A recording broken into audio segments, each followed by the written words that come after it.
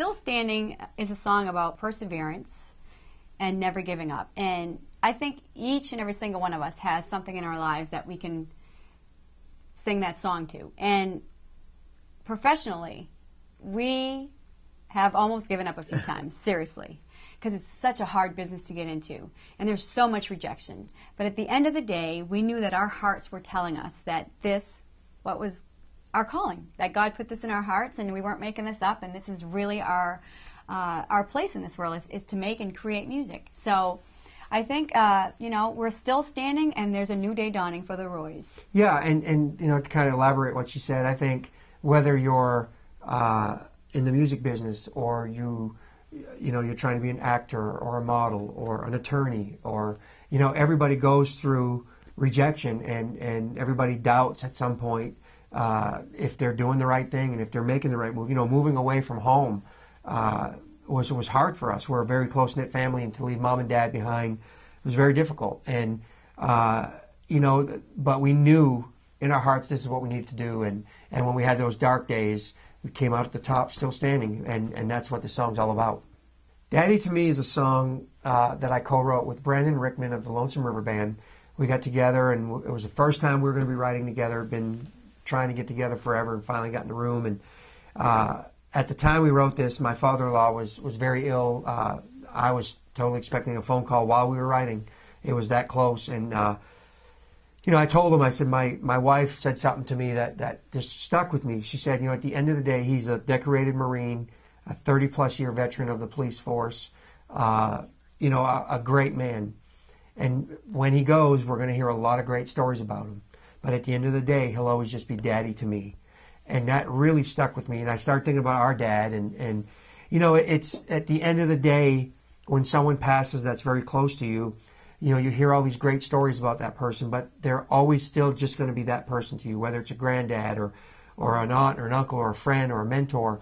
So that's where this story comes from. And Brandon fell in love with the idea, and we started talking about the funeral home and the hypothetical situation that I was going to be in with him. And we wrote the song, and just such great response to it.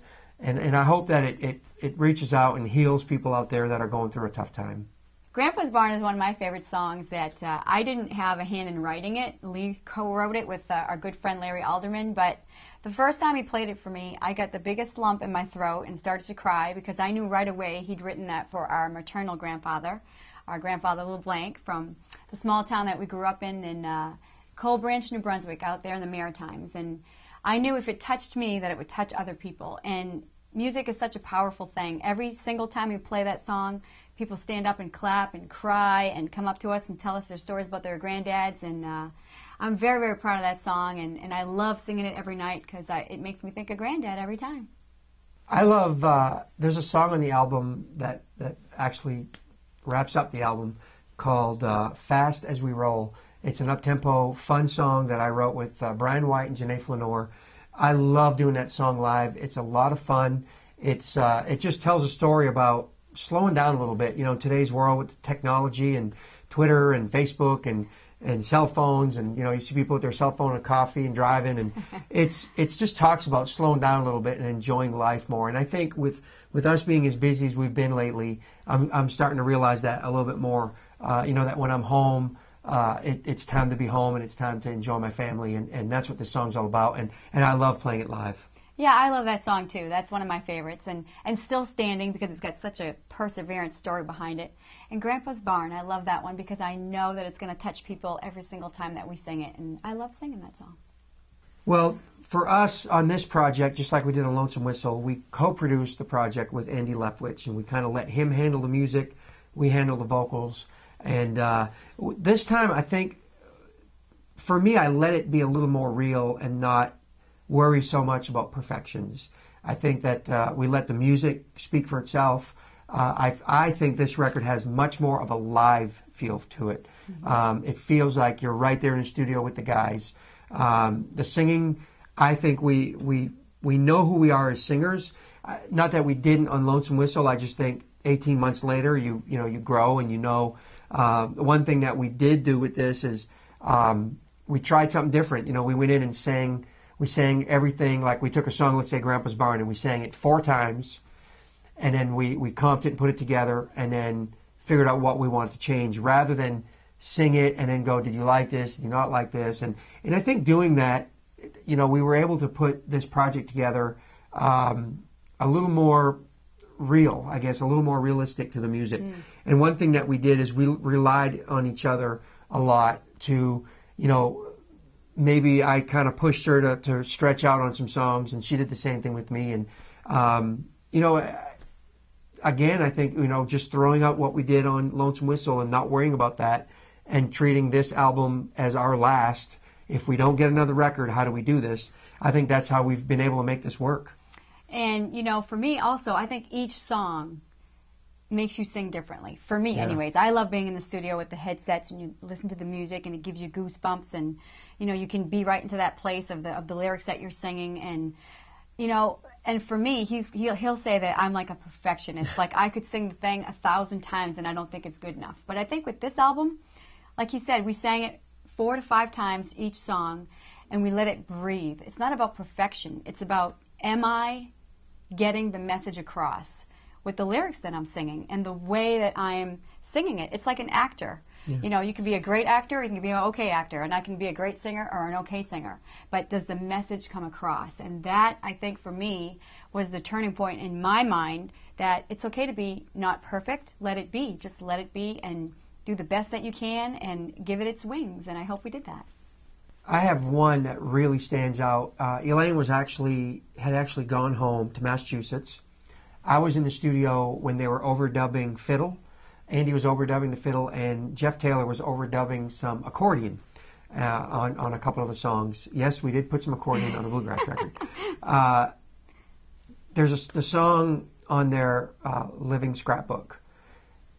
Jeff thought that was the final vocal. He thought that was and it was just a scratch.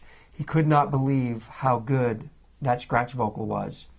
And I think that was a testament for me for how amazing the music was the day we tracked it, how much we believed in these songs, and how much we poured our heart and souls into them. And there's actually a few of those songs, had we thought and isolated the scratch vocals, we probably would have used the scratch vocals. And to me, that we didn't get that on Lonesome Whistle. I didn't get that on Lonesome Whistle. I was inspired, and I was excited to sing them. But some of these songs, it was just close your eyes and in that moment. And we forgot we were even recording. It was like we were in that moment. And that was pretty amazing. And, as a songwriter, you put lyrics on a page in a story and you have an idea what it might sound like. But then the musicians take it, and they're artists in their own right. I mean, the stuff that they do in the studio, literally, my hair stands up, literally.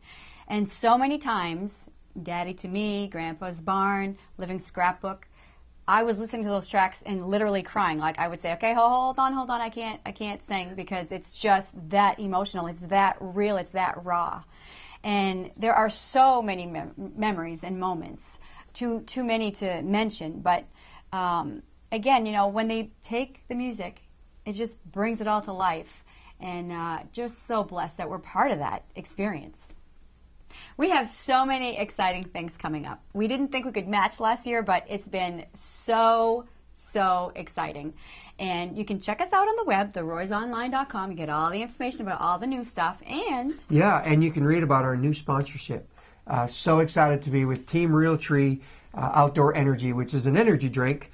And we'll be sporting a nice wrap on our bus and out there promoting those guys. Such a great company. A lot of stuff coming with them that we can't announce just yet, but be looking for it at RoysNashvilleDotCom and in a town near you.